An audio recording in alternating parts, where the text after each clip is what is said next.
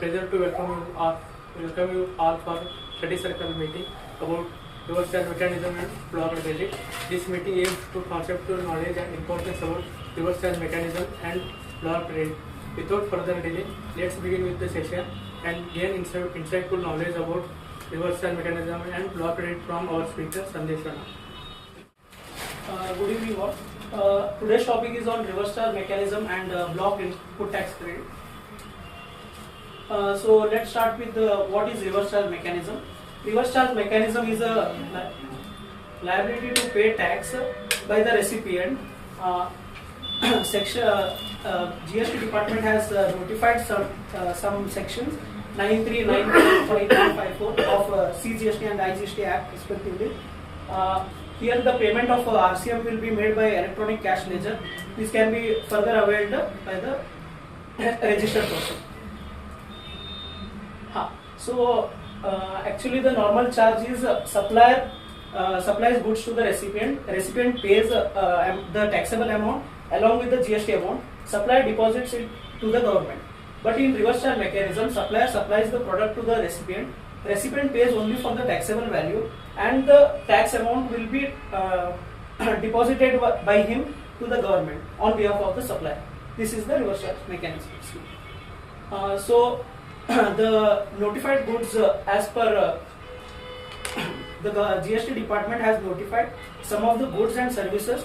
So the notification of specified goods was in notification 4 and of service in notification 13. Next. So these are some of the services which were notified in notification 13. So goods transport agencies. So first service. So goods transport agencies and service where the transport of goods, where the transporter, any person who provides services in relation to transport of goods by road and issues consignment note by whatever name called. Here, whenever the recipient takes any service from goods transport agency, he have to pay tax on reverse charge basis. And issuance of consignment note is mandatory. But in some cases where the interpretation of consignment note is if the lien of goods is transferred to the goods transport agencies and he have taken the position of goods and there is delivery of goods, consignment note is just a document to be maintained. But it is not mandatory that if consignment note is not given, GTA is he is not classified as GTA and RCM is not applicable. It's not. So recipient are any factory, society, cooperative society, registered personnel. So the rate is GTA can opt for forward charge mechanism where he has two options: 18% with ITC where he can avail the input tax credit, or without 5% without ITC where he have to reverse. And in RCM we have to pay on 5%. Renting of motor vehicles. Renting of motor vehicle was further said as renting of motor vehicle to carry passenger transport. So by that motor vehicle to carry passenger, they have clearly mentioned that renting of motor vehicles like trucks, cranes are exempt from RCM, will not attract RCM. Renting of any motor vehicle to carry passenger where the cost of fuel is included in the consideration, then only RCM is applicable. This also says two aspects where we hire motor vehicle with an operator, RCM will not attract on it. When we hire vehicle and we use it higher charges, then only RCM is applicable. And renting of motor vehicle is also FCM 18% with ITC and RCM 5%. These are some of the question on renting of motor vehicles. So can anyone answer the first question? I will read for question for you. ABC Travels, a firm supplying renting a cab service to XYZ Limited, not charging GST on invoice. Is RCM applicable on that? Anyone?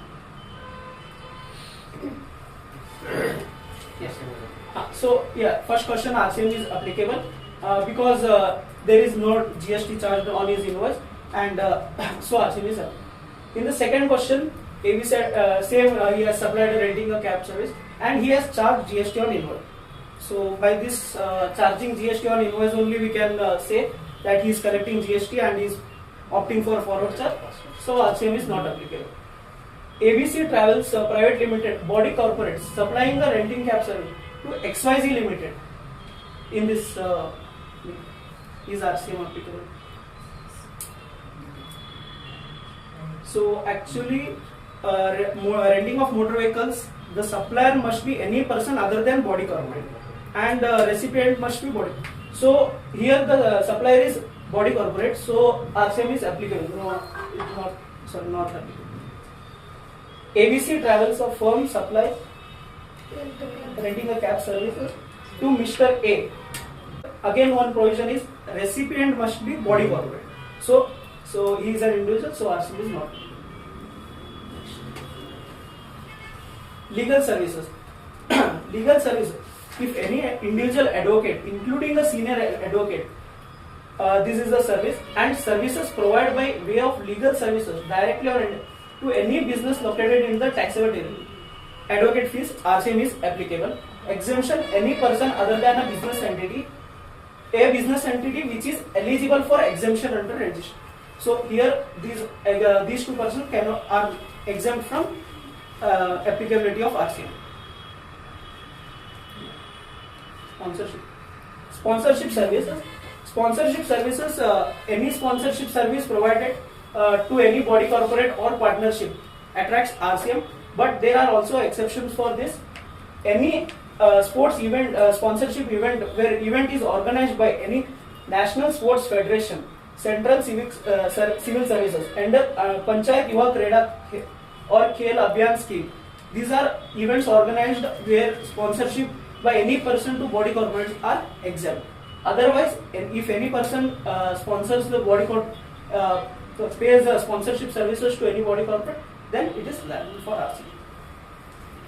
Next, these are some of the services like agency services, where insurance agent is the supplier and insurance business. These are all RCM is applicable. Recovery agent to banking, literacy works, author, publisher, music company, music composer, music company. These are some of the services of director. Services supplied by a director to a board, where a director supplies services to the company, RCM is applicable. But if the services which is provided for which he is getting a remuneration subject to TDS, then it is classified not under RCM. RCM is applicable only when the fees paid to him is not determined as remuneration or anything. So, for example, like professional fees, sitting fees, these are all subject to RCM when the director provides services to the body corporates. Next, security services. Security services is chargeable under FCM for, he can opt for FCM supply where 18% with ITs, and under RCM, he have to, if he is opting for RCM, then recipient must pay 18%. Next, renting of residential property. So, if the renting of residential property is for residential purposes and the supplier is registered, then if the only when registered supplier is providing to the renting services to the registered recipient, only then RCM is applicable. Here you can note out that if the recipient is registered and he is acquiring the renting of residential property, then RCM is applicable on him. Means supplier, if recipient is registered, then for example we can take one more where commercial residential property we are using for commercial purposes, unregistered supplier and he is registered recipient, then RCM is applicable. Likewise, if unregistered supplier and unregistered recipient, then it is exempt from taxation. Same with the commercial property. If the renting is for commercial property, here when the supplier is registered, then all are under FCM. So, if commercial property is used for residential purposes by registered supplier and for registered recipient, then it is FCM. Only when the recipient is unregistered, he will, no, sorry. Only when the supplier is unregistered and recipient is registered, then only RCM is applicable. Import of services. So, whenever we import any services, there are three conditions. the supplier must be located outside India, and recipient must be in the taxable territory, and the place of supply must be in India. So there are two conditions. If import of services is happening, if it is with consideration, consideration, if it is whether or not used in the further course of business, it attracts RCM. So whenever with consideration there is whether or not in the course of business, it attracts RCM. If there is without consideration, then there are two possibilities. If it is by related party and others. If it is by others, then RCM does not apply. If by related party is there, or any other establishment outside India of any of his other establishment outside India in the course of furtherance of business, then only RCM applicable.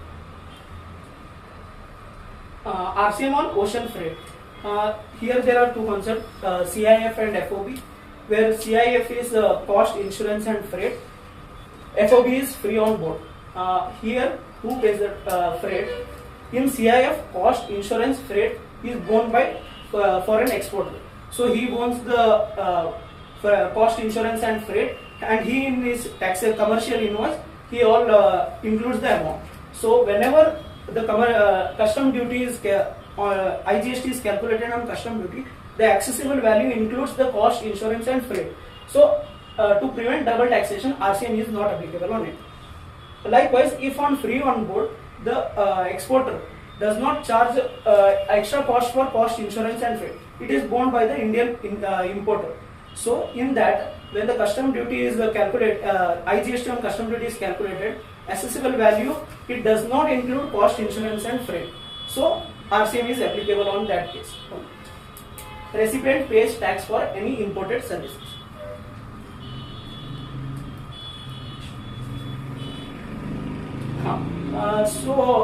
These are all about the 9.3 services, 9.3 and 5.3 services.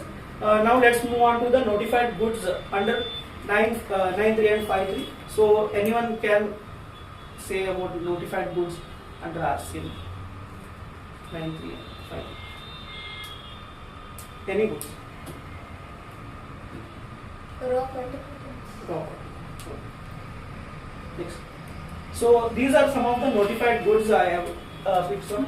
So cashew nut not shelled or peeled, supplier agriculturist, recipient any registered person, then RCM is applicable. BD wrapper leaves, tobacco leaves, silk yarn any person, and supply of lottery, raw cotton, all are included in. So these are some of the notified goods. Now let's move on to the 9.4 and 5.4 of the CGST and IGST Act, where they have this is especially for goods purchased from unregistered buyer, supplier. So in this, the first before 2017, 1/4/2017, it was all whenever we purchase from unregistered dealer, RCM was applicable. But after 1/4/2017, only in these three cases from unregistered purchase we have to pay on RCM. So first of all is 80-20 rule for builders and developers. Whenever a promoter purchases products, building materials from any of the registered dealer and unregistered dealer, he must purchase at least minimum of 80% from registered buyer, supplier, and 20% from unregistered. If he falls short in 80%, then the shortage will be taxable on RCM. Suppose we can take example where suppose at the end 70% is of his registered buyer, supplier, and 30% is from unregistered supplier. Then on that 10%, means 80% minus 70%, that 10% RCM is applicable, and that 20% RCM unregistered, if any of the notified goods is there, RCM is applicable. Next, purchase of cement. Cement, irrespective of the buyer, if purchase of cement is from unregistered dealer, there is no such rule. Unregistered purchase of cement, its RCM is applicable. Next, same as same as cement, capital goods is also will attract RCM whenever purchased from unregistered dealer. Let's next move on to the topic blocked input tax credit, section 17(5). Here it lists down blocked input tax credit lists down situation where ITC cannot be claimed even when used for business. So it ensures why this was there, because it ensures ITC is allowed only on business inputs and prevents misuse of ITC. It is very crucial for compliance as wrongful ITC claims and any reversal might happen. So these are some of the blocked input explained. I'll explain one. So first is motor vehicle and conveyance. ITC is not allowed when motor vehicle for transporting persons is less than the capacity of 13 seats. If it is more, ITC is available. And ITC allowed only when further sale of supply, transport of passengers, driver's training, then only RCM is ITC is allowed. Next, same clause A, where services related to motor vehicle. Here, if the ITC is allowed for motor vehicle, then only ITC is allowed. Otherwise, no. Next, renting of motor vehicles. No ITC unless used for further supply of motor vehicle renting, transport of passengers, driving training. Food and personal consumption services. ITC block for food, beverages, outdoor catering, beauty treatment, health services, cosmetic, club membership. It is allowed only if goods or services are used to make outwards taxable supply of the same category. For example, if we take any catering services and we are doing further supply, suppose we are supplying, then only ITC is allowed. Otherwise, same like health and fitness, club membership fees. If director takes club membership fee and fitness, then ITC is not allowed for, ITC is blocked for it. Work contract services. ITC not allowed on work contract services used for construction of immovable property other than plant and machinery. This ITC is only allowed when there is further work contract. ITC is allowed. ITC is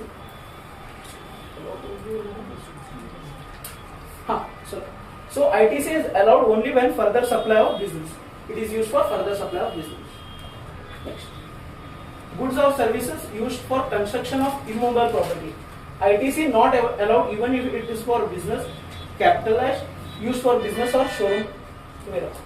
ITC allowed only for plant and machinery, not for immovable property. Next, clause E, composition dealer. No ITC on goods and services received from composition taxpayer. Clause. ITC will not be available when purchased from non-resident taxable person. Next, goods and services.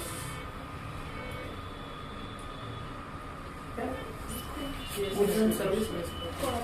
CSR activity. So, goods and services used purchased for CSR activities, ITC is blocked for it. ITC blocked for any goods and used for personal consumption, and even if the goods are lost, stolen, destroyed, ITC will not be allowed. Thank you.